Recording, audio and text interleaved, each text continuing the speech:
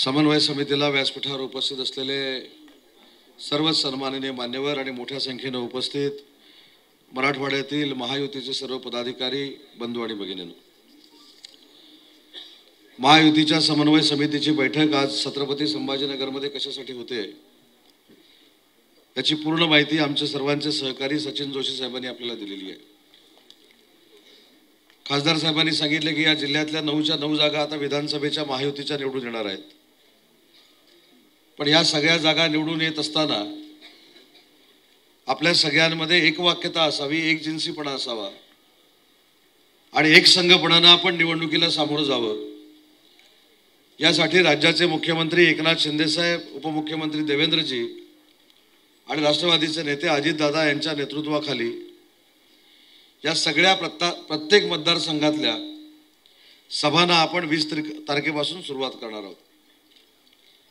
आणि या 3 नेत्यांची विभागीय सभा जी आहे ही याच वेळेमध्ये कुठेतरी संभाजीनगरला किंवा लातूरला होणार आहे आणि त्याच्या नियोजनासाठी आज या बैठकीचं आयोजन करण्यात आलेलं आहे। मला व्यासपीठावरच्या सगळ्या मंडळींना एक मनापासूनची विनंती करायची आहे की ही निवडणूक कुठच्या एका पक्षाची नाही आहे, ही निवडणूक महायुतीची आहे। महायुतीबरोबर असलेल्या आरपीआयची असेल, मित्रपक्षांची असेल, या सगळ्यांची ही निवडणूक आहे। आणि म्हणून आपापसातले हेवे दावे बाजूला ठेवून एक संघपणानं 2 महिन्यानंतरच्या येणाऱ्या विधानसभेमध्ये या मराठवाड्यामध्ये सगळ्याच्या सगळ्या जागा आपल्याला जिंकायच्या आहेत। लोकसभेमध्ये काय झालं, लोकसभेमध्ये कशामुळे झालं याची चर्चा करण्यापेक्षा मला जे माझ्या राजकीय ज्ञानाप्रमाणे एक गणित माहिती आहे, व्यासपीठावरचे महायुतीचे सगळे पदाधिकारी आणि महायुतीचे सगळे कार्यकर्ते हे एकत्र येऊन एक संघपणानं जर निवडणुकीला सामोरं गेले तर कुठचीही ताकद आपल्याला रोखू शकत नाही। हे अख्ख्या महाराष्ट्रातलं चित्र आहे। पण आपण हे करणार आहोत की नाही हे ठरवण्यासाठी आजची ही बैठक आहे। माननीय शिंदे साहेब असतील, देवेंद्रजी असतील, अजितदादा असतील, हे अतिशय चांगल्या पद्धतीने एकत्र येऊन काम करतायत। योजनांचा उल्लेख या ठिकाणी केला, त्याचा उल्लेख मला परत करायचा नाही। मगाशी अनिकेतजी म्हणाले की आमच्या अतुल सावे साहेबांच्या गळ्यामध्ये 2च निशाणे आहेत, एक कमळ आणि एक धनुष्यबाण। त्यांनी मला कानात सांगितलं की अजिबात असं समजू नका, अजितदादा आल्यापासून घड्याळ माझ्या हृदयात आहे, त्याच्यामुळं हातात नाही हृदयातच म्हटलं, त्याच्यामुळे अनिकेतजी तुम्हाला चिंता करण्याची काय अजिबात आवश्यकता नाही। पण आता मला असं वाटतं आपण जरा सगळ्यांनी एक नियम पाळला पाहिजे। आपण महायुतीमध्ये काम करतो, त्याच्यामुळे एका पक्षाचा जय जयकार करण्यापेक्षा आता आपण आजपासून महायुतीचा जय जयकार करूया, जेणेकरून महायुतीचा प्रत्येक आमदार आपल्या मतदारसंघामध्ये निवडून येईल। आज माझे सर्व ज्येष्ठ सहकारी या व्यासपीठावर आहेत, अनेक आमदार महोदय देखील व्यासपीठावर आहेत, अनेक पदाधिकारी व्यासपीठावर आहेत, ज्यांनी माझ्यापेक्षा त्यांची राजकीय कारकीर्द ही अनेक वर्षाची आहे। पण त्यांना देखील एक कार्यकर्ता म्हणून मला विनंती करायची आहे। मगाशी अतुल सावे साहेब तुम्ही माझा उल्लेख नेता असा केला, मी नेता नाही, मी कार्यकर्ता आहे। मी देखील माझ्या राजकीय जीवनाची सुरुवात ही ग्रामीण भागामधनं केली आणि सगळ्यांना बरोबर घेत, महायुतीच्या सगळ्या पदाधिकाऱ्यांना बरोबर घेत आम्ही देखील प्रतिकूल परिस्थितीमध्ये आमचे दोन्ही गड राखले। एक रायगड रत्नागिरी मतदारसंघाचे खासदार हे आदरणीय तटकरे साहेब झाले आणि रत्नागिरी सिंधुदुर्ग जिल्ह्याचे खासदार हे नारायणराव राणे झाले। महायुतीमध्ये जर एक वाक्यता असेल तर आपण कुठच्याही संकटाला सामोरं जाऊ शकतो। आणि सगळ्यात महत्त्वाची मला जी गोष्ट सांगायची आहे ती म्हणजे पदाधिकाऱ्यांनी चर्चा करणं बंद केलं पाहिजे। मी अनेक ठिकाणी बघतो, अनेक लोकांमध्ये चर्चा होत असते महायुती होणार आहे की नाही। अरे महायुती होणार नाही कशी काय, महायुतीनंच 288 जागा लढायच्या आहेत, तिघांच्या नेतृत्वाखाली लढायच्या आहेत, आठवले साहेबांच्या नेतृत्वाखाली लढायच्या आहेत, मित्र पक्षाचे सगळे पदाधिकारी आहेत त्यांच्या नेतृत्वाखाली लढायच्या आहेत। आणि त्या एकत्र लढण्यासाठीच या महायुतीच्या समन्वय समितीच्या बैठका प्रत्येक रिजनमध्ये होत आहेत। पदाधिकाऱ्यांना मला दुसरी एक विनंती करायची आहे की लोकसभेमध्ये जे झालं ते विधानसभेमध्ये होऊ नये यासाठी आपण सगळे एकत्र पाहिजे. लोकसभेमध्ये काय झालं, माझे मुस्लिम बांधव इथे उपस्थित आहेत, काय सांगितलं तुमच्या मोहल्ल्यामध्ये की महायुतीचं सरकार जर दिल्लीमध्ये आलं तर मुस्लिम बांधवांना देश सोडावा लागेल. सोडावा लागला. भारतरत्न डॉक्टर बाबासाहेब आंबेडकरांच्या घटनेच्या नुसार लोकशाही आपण स्वीकारलेली आहे आणि आजही नरेंद्र मोदी साहेबांच्या नेतृत्वाखाली या देशामध्ये प्रत्येक समाजाला, प्रत्येक धर्माला, प्रत्येक जाती धर्माला न्याय देण्याची भूमिकाच केंद्र सरकार घेत आहे. संविधानाच्या बाबतीमध्ये गैरसमज पसरवण्यात आला, पण तो कसा पसरला, आपण सगळे भ्रमामध्ये होतो. आपल्याला असं वाटत होतं की जे खोटं बोललं जात आहे ते लोक स्वीकारणार नाहीत आणि ते क्लेरिफिकेशन द्यायला आपण गेलोच नाही, आपण कमी पडलो, म्हणून काही लोकांना मताची सूज आली. काही लोकांना असं वाटायला लागलं की आता विधानसभा देखील आपली आहे. ज्याच्या आता विचारलं पाहिजे, परवा केंद्र शासनामध्ये जे जे काय झालं ते उभाटाचे खासदार होते कुठं? मुस्लिम बांधवांमुळे त्यांना मताधिक्य मिळालं, पण मुस्लिम समाजामुळे आम्हाला मतं पडली हे आजपर्यंत उभाटाच्या कुठच्याच माणसानं सांगितलं नाही. दलित बंधू भगिनींमुळे मतं पडली हे देखील कोणी सांगितलं नाही. मग हा जो खोटारडेपणा आहे तो खोटारडेपणा ह्या महायुतीच्या माध्यमातून आपण जनतेसमोर आणला पाहिजे. आज उद्योगांचा इथं उल्लेख झाला. 52,000 कोटीचे उद्योग या मराठवाड्यामध्ये छत्रपती संभाजीनगरला एकनाथ शिंदे साहेबांच्या नेतृत्वाखाली, देवेंद्रजींच्या आणि अजितदादांच्या नेतृत्वाखाली आम्ही दिले. हे जे उद्योग आहेत, हे उद्योग जे आलेले आहेत त्याच्यामध्ये आता ज्या नोकऱ्या मिळणार आहेत त्याच्यासाठी महायुतीच्या पदाधिकाऱ्यांनी कष्ट घेतले पाहिजेत. आपल्यासोबत काम करणाऱ्या तरुण कार्यकर्त्यांना याच्यामध्ये कसा सहभाग करून देता येईल यासाठी आपण सगळ्यांनी प्रयत्न केला पाहिजे. आणि हे सगळं करत असताना संघटना देखील मजबूत केली पाहिजे. संघटना मजबूत करत असताना सहनशीलता देखील असली पाहिजे. आणि सहनशीलता कशाला असली पाहिजे की आज महायुतीमध्ये प्रत्येक मतदारसंघामध्ये एकालाच तिकीट मिळणार आहे. त्याच्यामुळे बाकीच्या सगळ्या कार्यकर्त्यांनी हे तिकीट माझंच आहे, हे तिकीट माझ्याच पक्षाचं आहे असं समजून जर काम केलं तर मी फार जबाबदारीनं सांगतोय की 200 जागा क्रॉस केल्याशिवाय महायुती थांबणार नाही आणि 200 जागा क्रॉस करून महायुतीचं सरकार बनेल.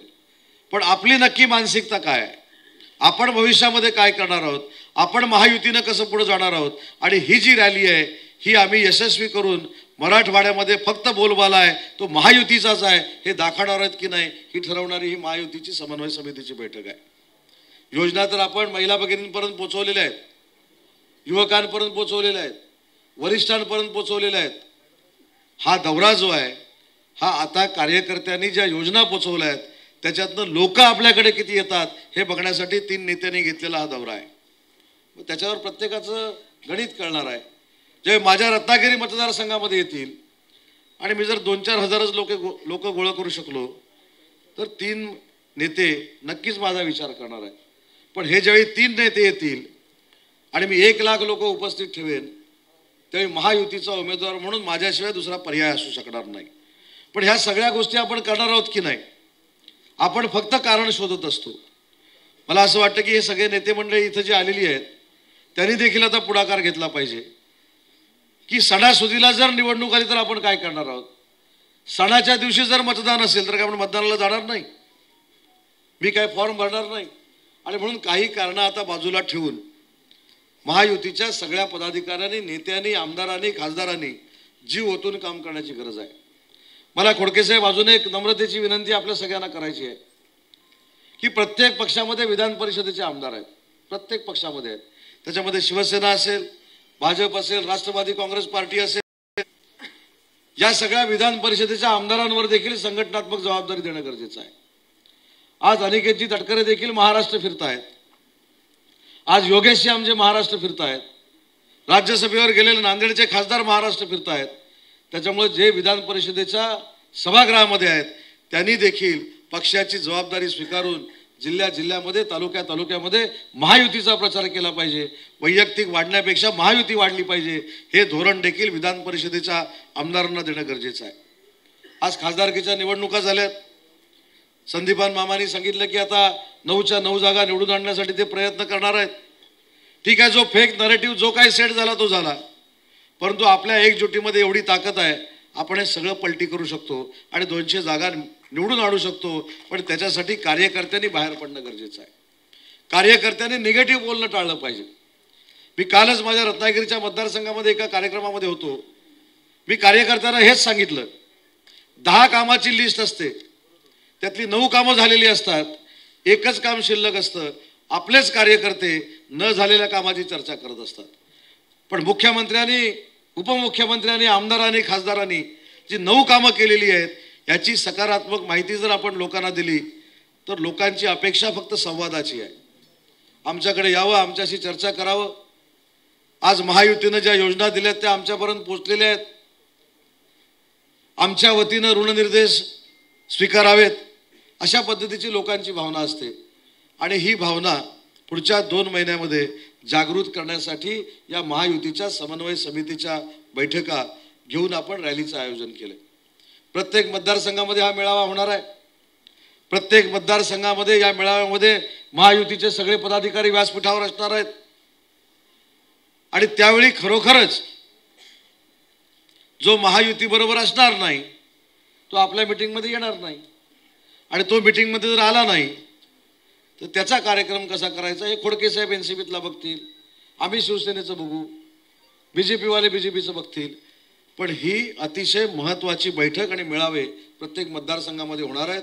कुणीही लाईटली घेऊ नये. शेवटी पदाधिकाऱ्यांना आमदारकीनंतर महानगरपालिकेच्या निवडणुका लढायच्या आहेत, नगरपालिकेच्या निवडणुका लढायच्या आहेत, पंचायत समिती जिल्हा परिषदेच्या निवडणुका लढायच्या आहेत. त्याच्यामुळे एक संघपणानं आपण जर आमदारकीच्या निवडणुकीला महाराष्ट्राच्या जनतेसमोर गेलो आणि आपण 200 क्रॉस केलं तर महाराष्ट्रातल्या भविष्यातल्या सगळ्या नगरपालिका, नगरपंचायती, जिल्हा परिषद देखील महायुती जिंकणार आहे. आणि म्हणून मी शब्दप्रयोग केला की कुणीही पदाधिकाऱ्यांनी लाईटली घेऊ नका. शेवटी आज नेते मेहनत करतात. आज मी दिवसभरात 3 नेत्यांचा दौरा बघितला. 3 नेते विविध ठिकाणी पक्ष वाढवण्यासाठी, शासनाचे प्रश्न ऐकून घेण्यासाठी, प्रश्न सोडवण्यासाठी महाराष्ट्राच्या विविध भागामध्ये फिरतायत. मग ते जर 17-17, 18-18 तास काम करतायत तर दिवसातनं 4 तास काम करायला आपल्याला काही हरकत नाही. आणि आपण प्रामाणिकपणाने दिवसाचे 4 तास जर पक्षाला दिले तर मी सांगितलेला आकडा नोव्हेंबरच्या 15 तारखेला मला सांगा आपण त्याच्यामध्ये यशस्वी झालोय की नाही. फक्त आपली मानसिकता बदला आणि या मराठवाड्याला दाखवून द्या. या मराठवाड्यामध्ये सगळ्यात मोठी ताकद जर कोणाची आहे तर ती महायुतीची ताकद आहे. आणि मराठवाड्याच्या सगळ्या जागा आम्ही जिंकणार आहोत हे या रॅलीतनं स्पष्ट होऊ दे एवढीच विनंती या कार्यक्रमाच्या निमित्तानं आपल्याला करतो. कमी वेळामध्ये आपण मोठ्या संख्येनं जमला त्याबद्दल मनापासून आपल्या सगळ्यांना धन्यवाद देतो. आणि कुठच्याही परिस्थितीमध्ये मराठवाड्यावर कसलीही संकट जरी आली तर त्याच्यातनं सगळ्या जागा जिंकण्याचा संकल्प आज आपण या कार्यक्रमाच्या निमित्तानं करूया एवढीच विनंती करतो आणि थांबतो. जय हिंद, जय महाराष्ट्र.